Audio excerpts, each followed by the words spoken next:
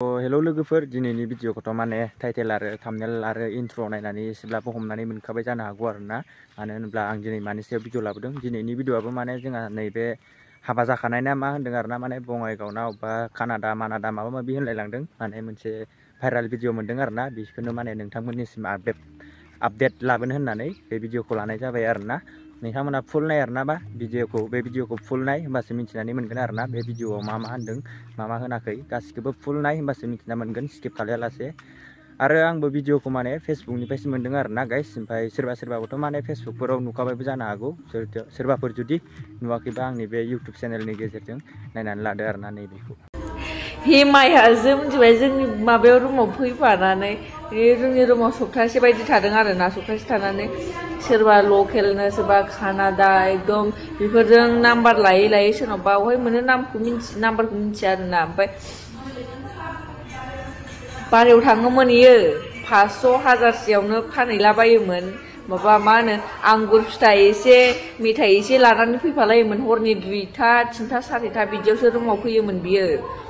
बाइकजों दोनबोलाय लांलाय खालामलायोमोन इखो। देन्जार गाज्रि हेमाया।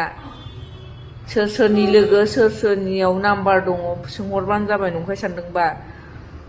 बङाइगावनि रेन्दि इयो, बङाइगाव फिसासा रुम दङयोना 3000 ना 2500नि। न'आव हाबा जाखांबाय इयो, ओमफ्राय न'आव थानो हाला।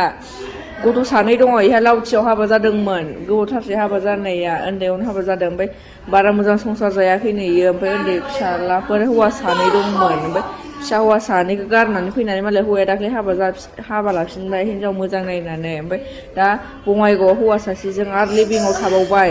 लिभिंआव थानानै बेंगलराव दं हौवाया सासेबाव, आरोबाव 3 गासै।